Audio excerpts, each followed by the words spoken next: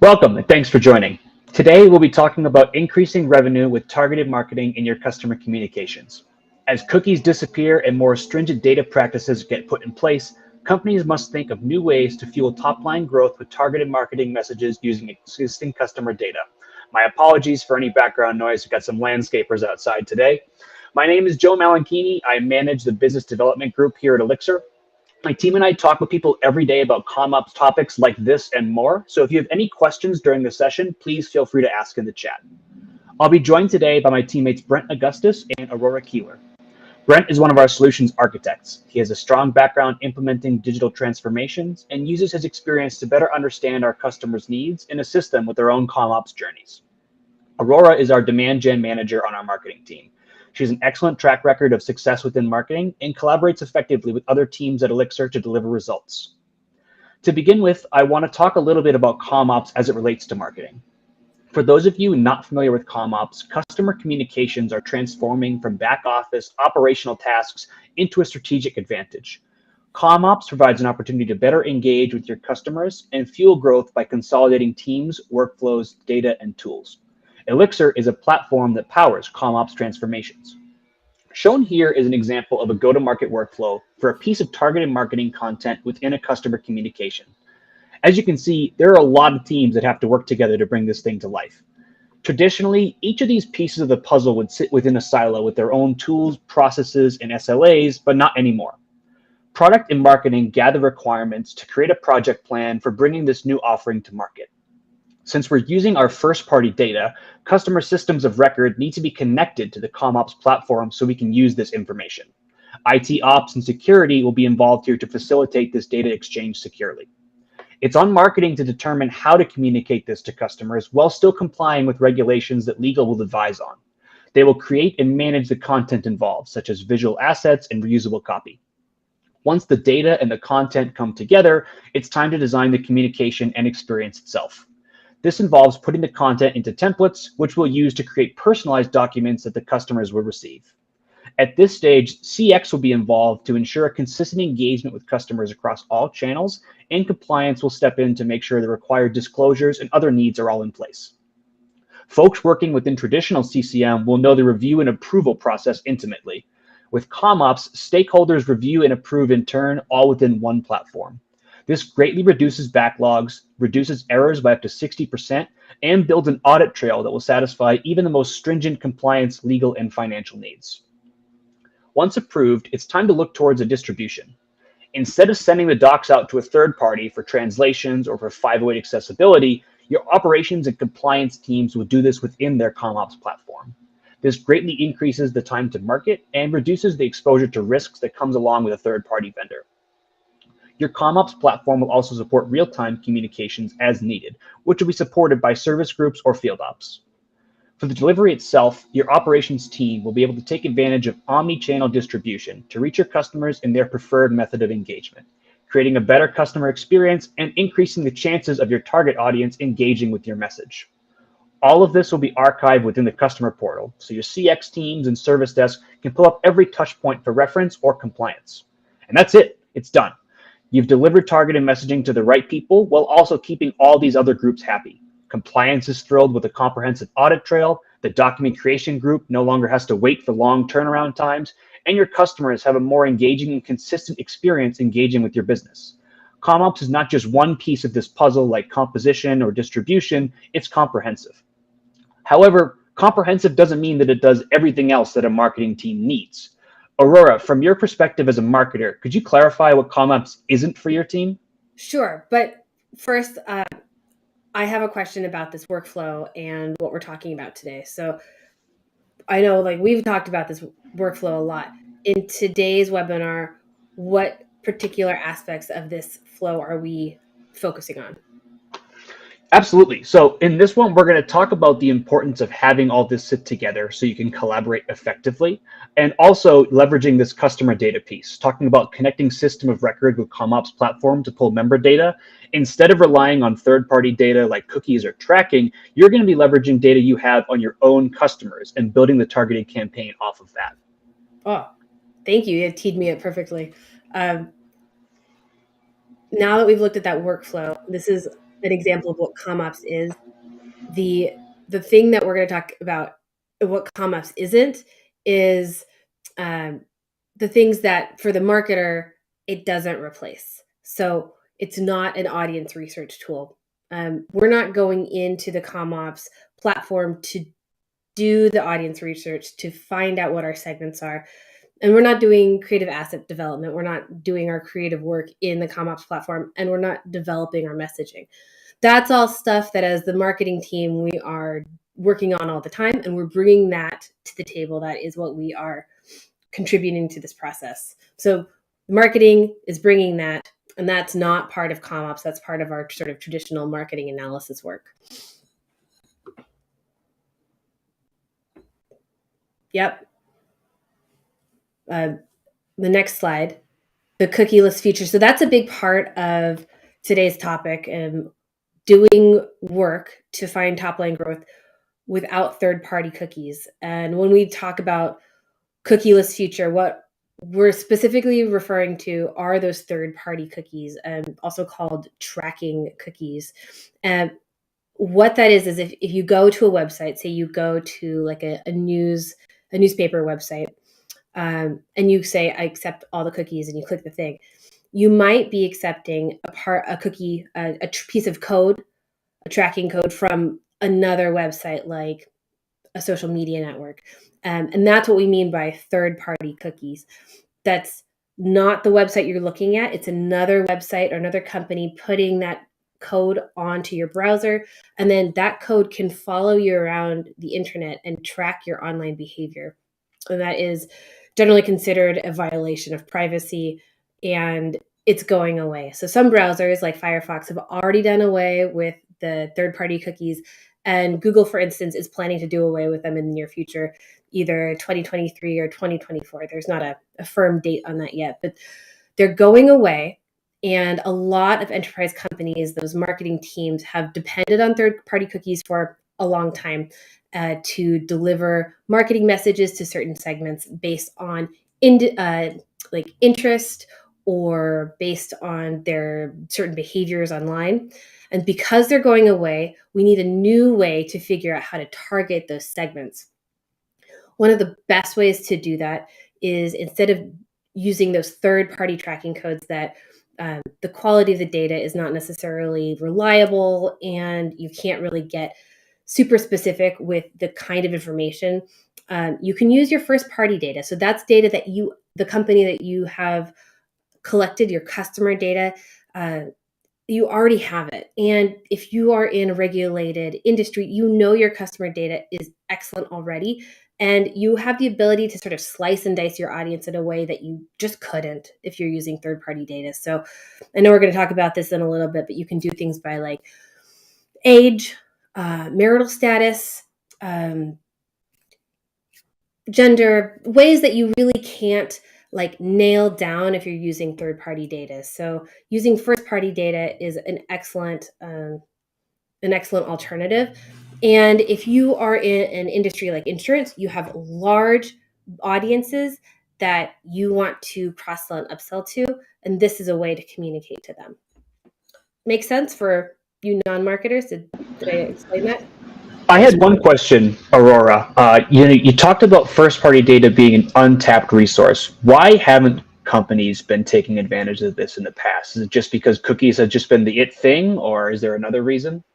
I mean, cookies are an easy way to do some targeting, but honestly, the technology just hasn't been there. It's been really, really difficult in the past decade to get the customer data from the communications, like the traditional CCM sort of software where you're doing those customer communications, into the marketing system. Some of it you're just not allowed to do.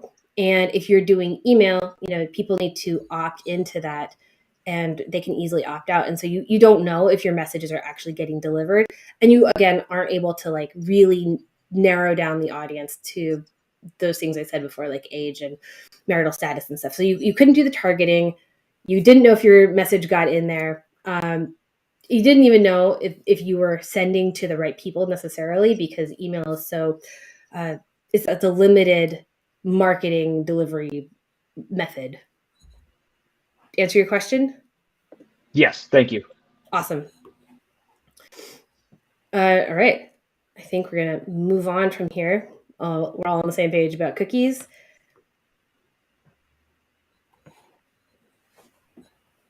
And So, now, Brent. no, I was going to say, so I think Joe and Aurora have covered this so well, we can just call it a day. Not really. I can always talk more.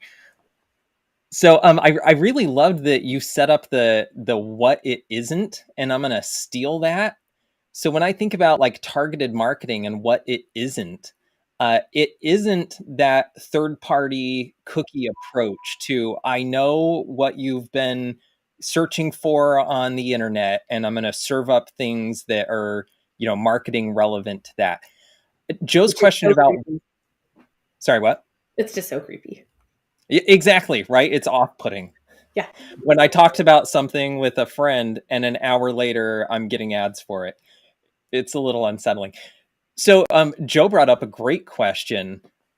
So when we're looking at customers, one of the first things we do on a project is we start analyzing what data they currently have. And a lot of times why they haven't been using that first party data is that they've just been relying on these third party tools or third party partners so heavily that a lot of times they didn't even know that they had a lot of this data, and they could just be looking at it in-house and utilizing that.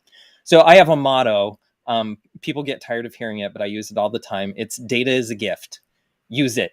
It does absolutely nothing for you if you don't take it out of the box and take the bow off of it. If you just keep it on the shelf, it's never going to do you any good. Okay, so that I feel like sets me up well to talk about targeted marketing in the comm ops space. So what the way I usually present this, what targeted marketing is inside comm ops is it's an opportunity to utilize that data to make a personalized, meaningful interaction. So we can tailor the graphics, we can tailor the copy, the content of what we're actually writing, the literal message that we're delivering based on customer data. Aurora used a couple of great demographics using, like date of birth. And I like to throw in zip code. When I put in date of birth and zip code, I can make magic happen. And automating those things inside comm ops is so awesome to see customers have these realizations. So really quick, let's go into the next slide, and I'm gonna tee up a use case here.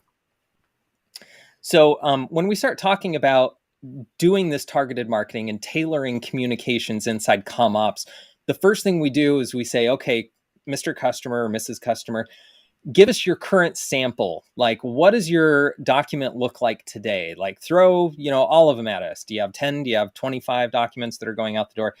Like, let's just look at them and see what you've been doing. A lot of customers haven't made major improvements to the layouts and what these look like in years. Sometimes they're just updating, regulatory information on them, but they're not doing anything with re-architecting and utilizing the white space better. Like years, like how many years are we talking?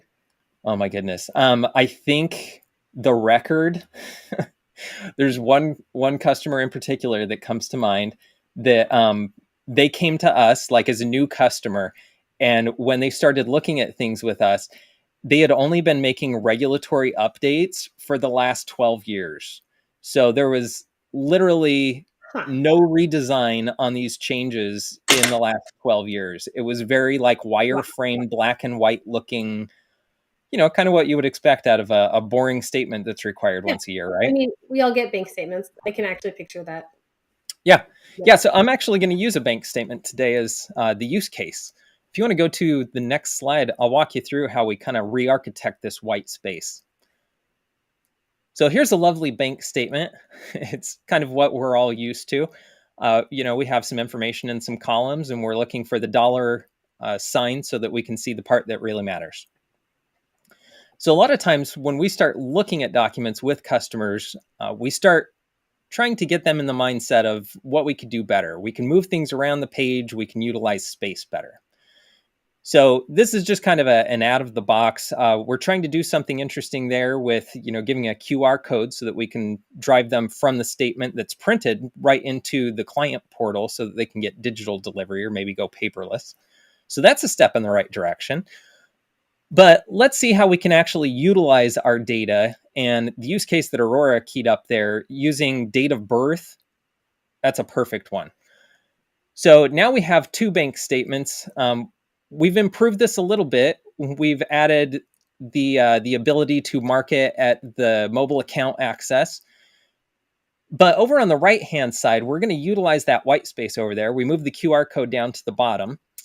And using age demographics, we're deciding which marketing image is most likely to land well with the customer.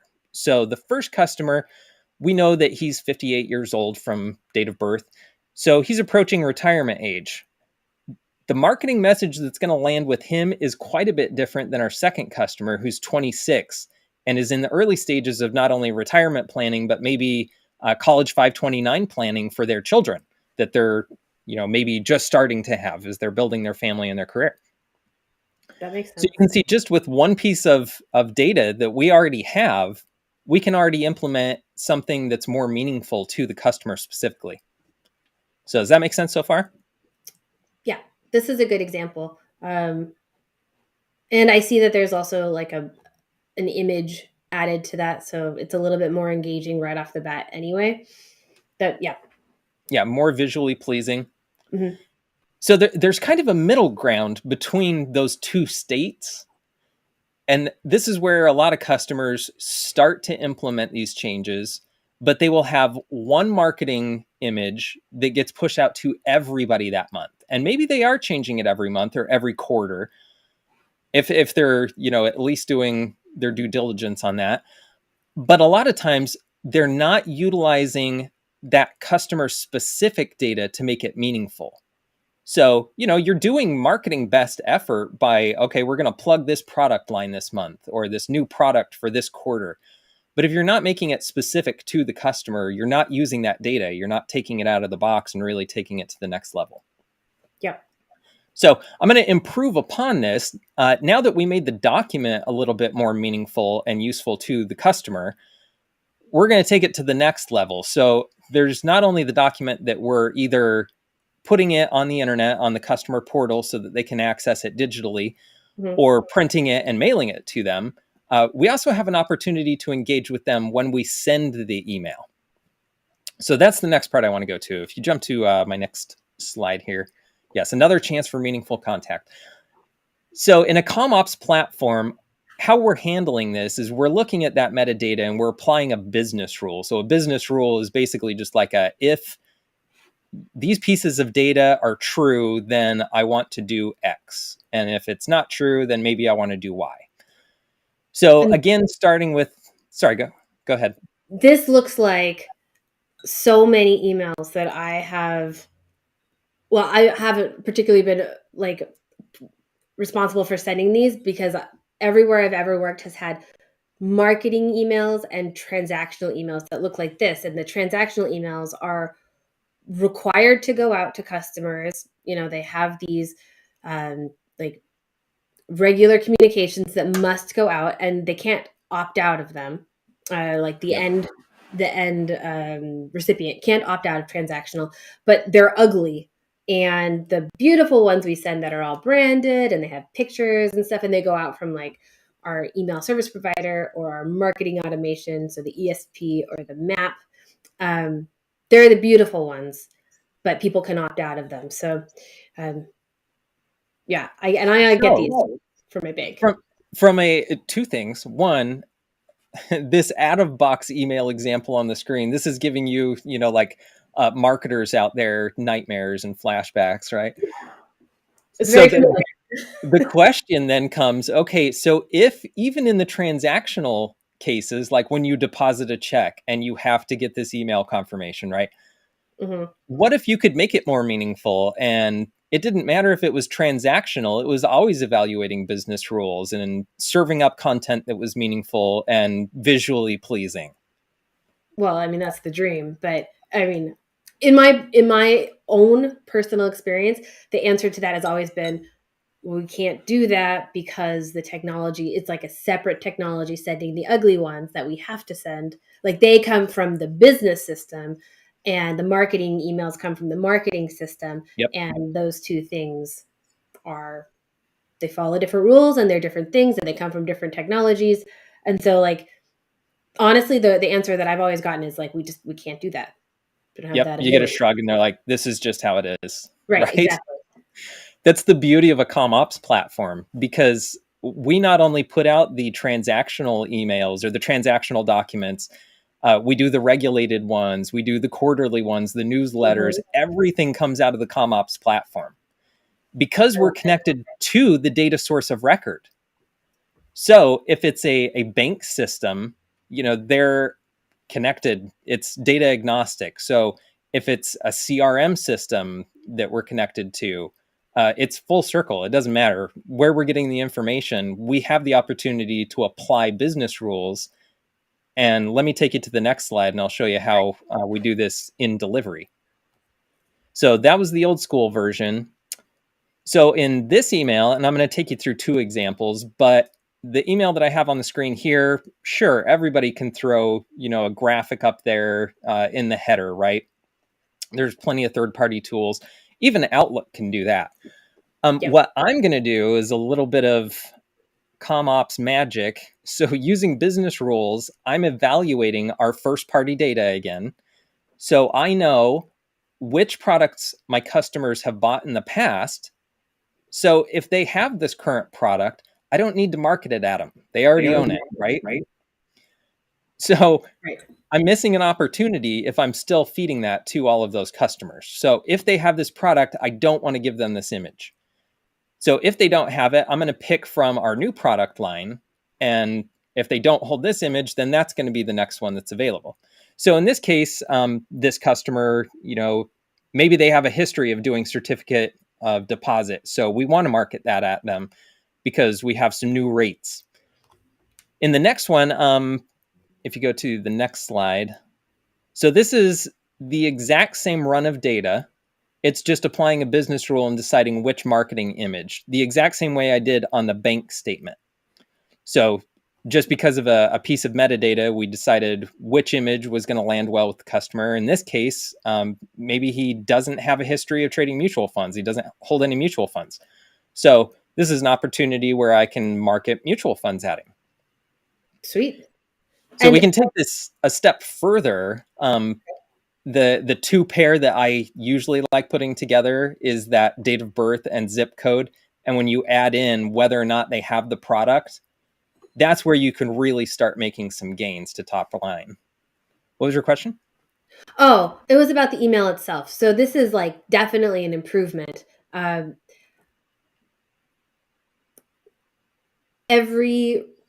Using a CommOps platform, could every communication that is associated with a required communication get styled like this? And is there like a limit to how it's styled, or is it just like, this is your example? No, absolutely. These can get as complicated as you want to. I say the first beautiful thing about this is I didn't have to have a third-party marketing campaign management tool to do it. It happened inside the same system that generated the bank statement PDF. And so here's where, sorry. I was going to say, it can be as elaborate as you want. Yeah. And like, this is where marketing could come in and say, okay, well, we've got these mutual fund segments and we've got the certificate of deposit segment. And like, here's the segment that we want to focus on. Here's the creative asset. Here are the logic rules to get those segments. And that's all the stuff we talked about before that marketing is like bringing to the table. Like we already have that stuff and we can use the CommOps system to put all that together to make those assets go to the right people. Yep, absolutely. Yeah, that makes me warms the cockles of my heart. I love it. Yeah, this is where marketers usually start getting excited about things. When we bring them to the table and show them the possibilities, they're like, oh, because today you'd have to rely on a third-party tool to manage that campaign outside of what's happening over here. So, yeah, and did I mention that like that's getting that information from the business system into the marketing automation system is like such a headache. It really doesn't matter what your business system is or what your email system It's a is. nightmare. Like getting, that integration. There are like whole people that spend their whole careers just doing that, like marketing integration work, and whole like companies that do that just to get them to talk to each other so you can email your marketing stuff to the right people. And it is sometimes it's impossible to do. Yeah. Especially when you think about, okay, if I'm a bank, how many deposits get made every day that I would have to send out, a confirmation?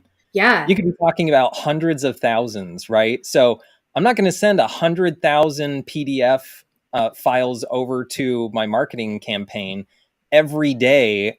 And then I also have to send over 100,000 metadata files for that integration piece to trigger all of them to get emailed out. But in the CommOps platform, immediately when that confirmation is generated, we're generating the email, we're putting it out on the cloud so that they can access it through the portal. As soon as they get this email message and click on that link, they're viewing that PDF in the cloud.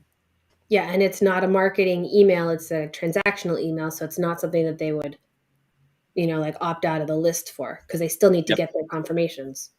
Yeah, so you're not missing the opportunity. So now that we've walked through this and we're like, okay, well, now we know that we can make things more meaningful. How are we actually going to go, right? So in a previous webinar, we talked about getting stakeholders together and collaborating. If you haven't watched that one, it's a great one. We talk about starting up the project and going through all of the requirements gathering.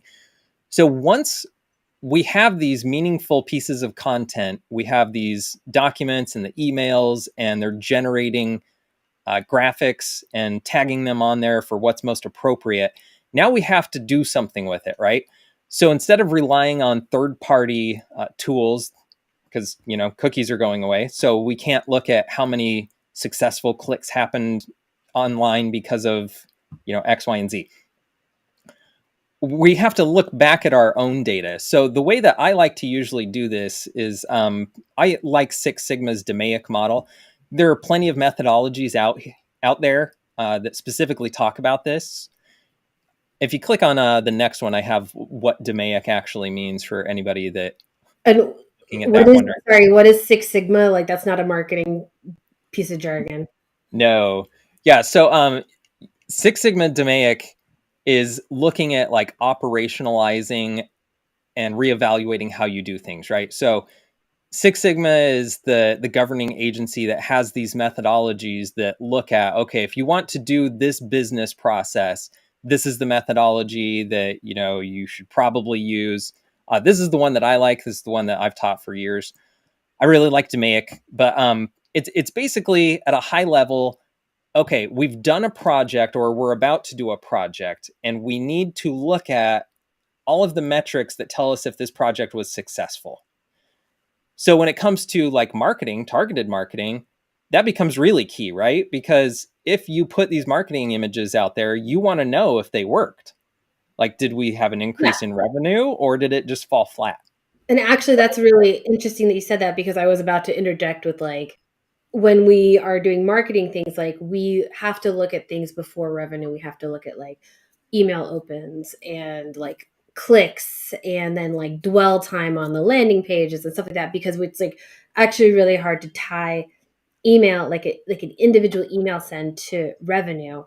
We work on doing that all the time. So that's a great point. Like if it's already tied to the business system, that's something that like we wouldn't actually have to do the normal like song and dance to get that connection. Yeah, I love that. I love that. I know. So in the BI space, we call this baselining and the improvement cycle. Okay. So how I go about that with DMAIC is, okay, we're going to look at a KPI, right? A key performance indicator. So that's in the define bucket. So we're basically going to define, okay, we saw positive gain in the number of products that were sold this month or this quarter? Are we looking at, the total number of revenue or the total number of upsells? Is this like a sales effectiveness campaign? Is it a marketing effectiveness campaign? Like, where are we going with things? So we have to know what to look at. Once you have that baseline decided and you can see where you're currently at, you capture all of those numbers so that you know if the needle moved, because that's ultimately what we want to do, right? Right. So we're relying on third-party data. Now we're using our own data. Now we're going to generate our own data.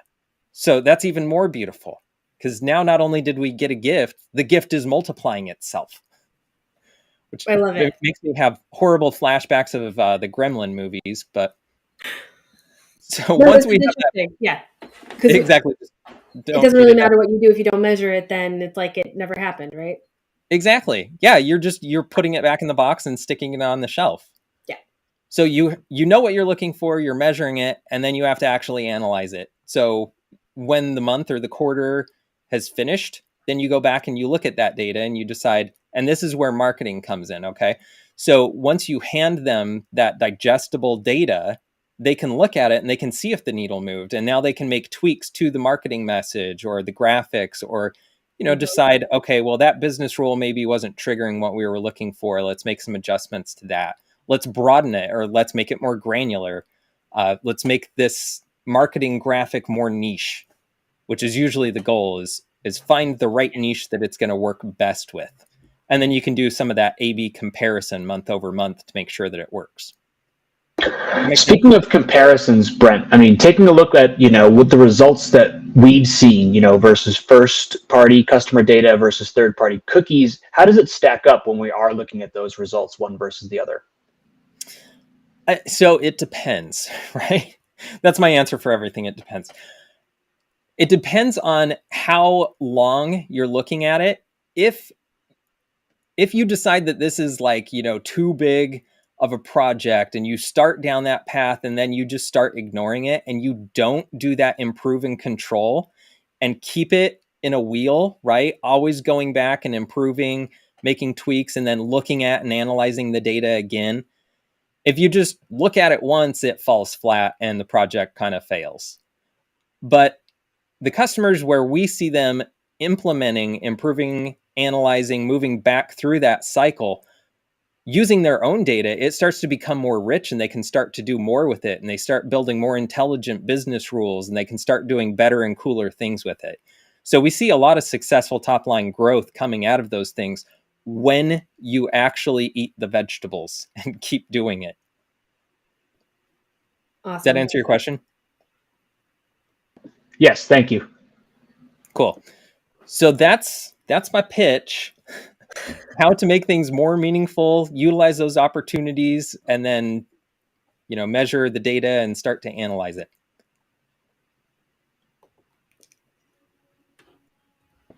Awesome. Well, thank you for that, Brent. I really appreciate that. And thanks to Aurora for your tips and perspective from the marketing team as well. Our contact information is listed here in case you want to follow up with any of the three of us. Feel free to connect on LinkedIn or send us a message. Like I said at the beginning, I manage the business development team. So if you have specific questions about comm ops or use cases like this, please reach out to myself. We can get you the answers you need. We can follow up with a conversation from there, and maybe even turn it into a next webinar topic. We also did receive some questions today. If we can have some time to review those. Yep. Sure. Excellent. And some of these we've seen ahead of time. So these are the pre-submitted questions. And okay, wait, which one am I talking about? Nope. Brent, you were going to answer the first one. Sure. Yeah. So first question, you can do some of this in traditional CCM. How is CommOps different? That's a great question. It's looking at kind of which decade you're doing it in. So traditional CCM is kind of that wireframe content approach where you're not able to generate dynamic content. You're not able to evaluate the customer data and then decide which piece of content I'm going to serve up based on that. A lot of times in traditional CCM, you would end up having, maybe like 4 or 5 different versions of the same document so that you could try and determine which customers are going to fit into which bucket. But that's a nightmare. We've talked about this before. That's a nightmare to manage, because now when I have multiple versions, whether it's monthly or quarterly, that compounds really quickly, and I end up with, a couple hundred of them that I have to administer, or I have to scroll through and try and find the ones that I'm looking for. Oh man. In CommOps, it's different because it's business rule driven. It's dynamic data that's being generated. And again, we're data agnostic. So whether that's looking at, Salesforce data or, member data in an insurance space, or who knows, customer Yeah. website data. I actually want to add to that. Like as a marketer, as I said before, like this kind of communication has always been divorced from what marketing does. And marketing has like separate channels to communicate to even existing customer bases that we would bring into like the marketing systems. We couldn't get like our marketing messages that are creative, like these really well thought out campaigns that we develop for different segments. We could never get them into the required communications, like because they were done sort of like in the silos, right? Like they were just done by different teams, sending to different people, using different tools, and getting them all into CommOps, getting them all on the same platform makes a huge difference in the ability of marketing to send like, well thought out communications that talk about the different options and are, like they're essentially marketing messages that are like being folded into those traditional CCM kind of communications.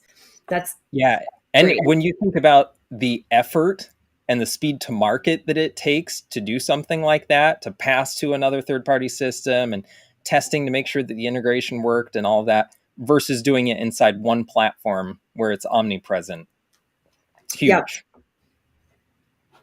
Okay, I'm going to get the next one. How does this replace third-party cookies? I talked about it a little bit at the beginning, but third-party cookies are being sunsetted, and I think we can all agree that kind of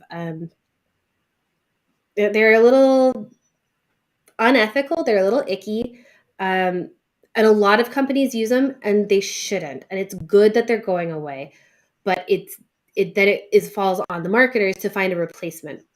And this is not like a one-to-one replacement. This is a different way to use existing company data using modern tools and modern frameworks that we didn't have before. So even though third-party cookies are going away, this is not a replacement, but a new way to find some of that growth. So in some ways it's a replacement, but in other ways it's using business systems and tools that we are already investing in as a company to do like new kinds of communications.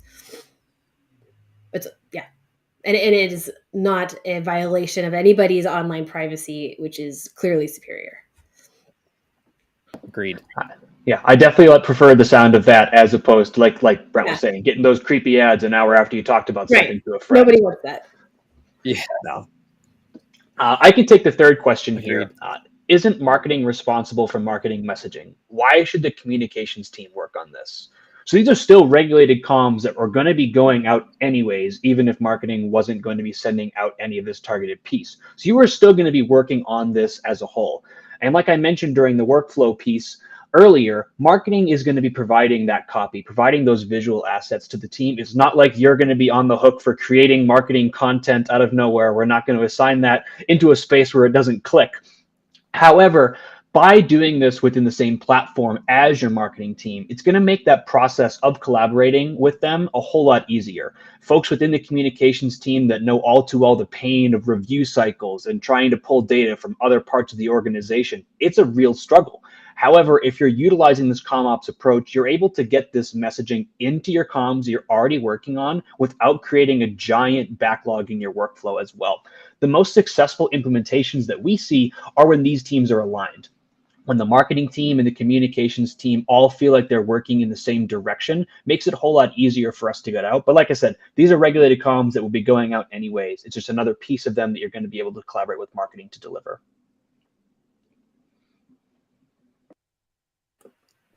Yeah, that's great. The last one. So I think I'll take the fourth one because this is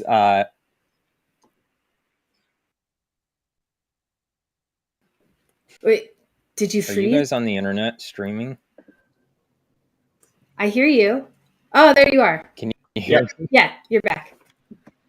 Yeah, I'm not sure what happened. So hopefully you can hear me okay. Yeah. Okay.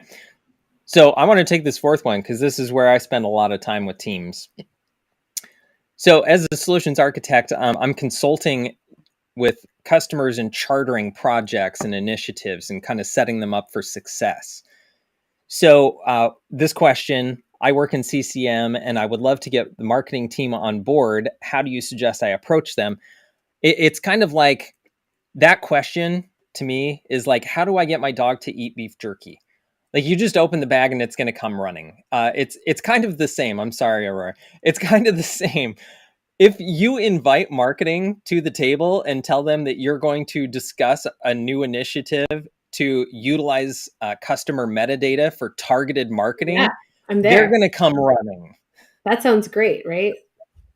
Right? But we all have all those frustrations about getting the targeting to work in our existing systems anyway.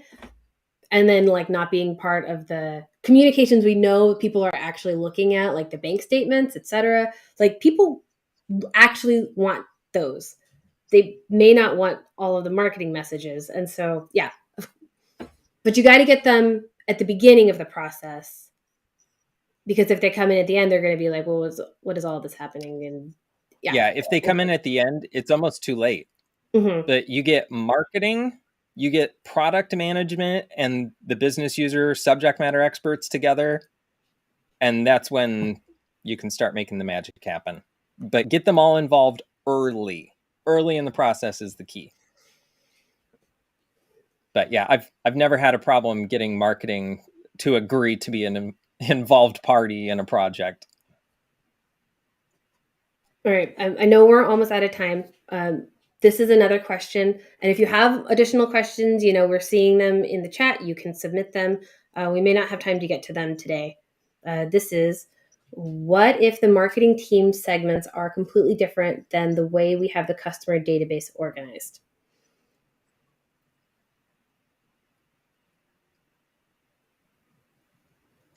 That's an interesting one. So, and you can jump in on this too, Aurora, but usually when we start a project, we start with not only looking at the samples so we know what the current state is, but the next step is to evaluate the data. So we get data samples and start looking through it to try and figure out how it's organized, what's missing, what could be. And this is what we do sometimes. We will take multiple data fields and concatenate them together, which is a word I love. So concatenate basically means I take two data elements and I combine them.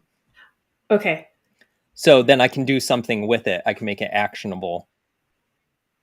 And I, as a marketer, my segments have been prescribed, honestly, by the kind of information.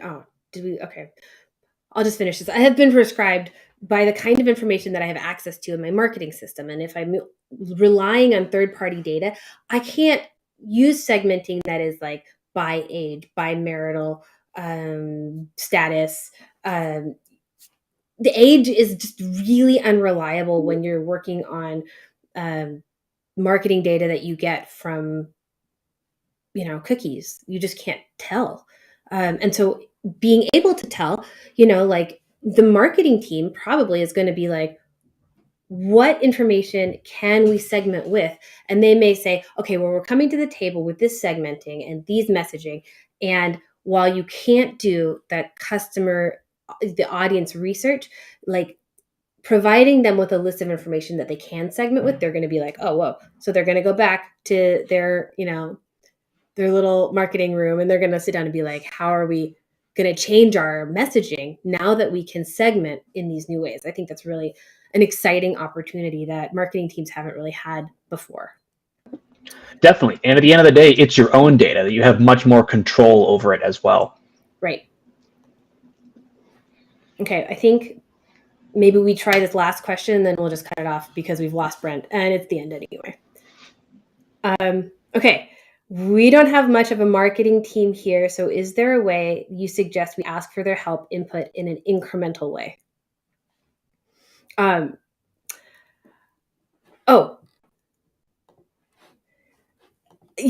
have actually worked at enterprise companies that have required communications, and the marketing team was like 2 people Like it's not always that way, but like when I was there, we lost some leadership and then somebody left and then we had 2 people and there was a hiring freeze. And long story short, we just had very little bandwidth to do cool new stuff.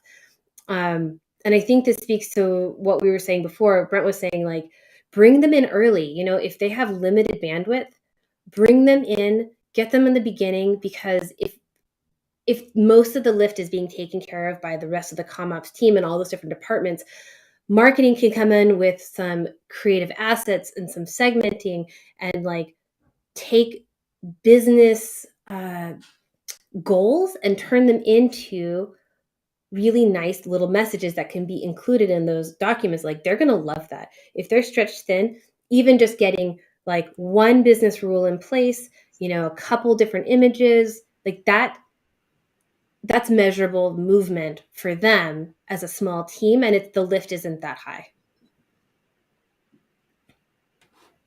Brent, are you still there? Yep. Yeah, that's perfect.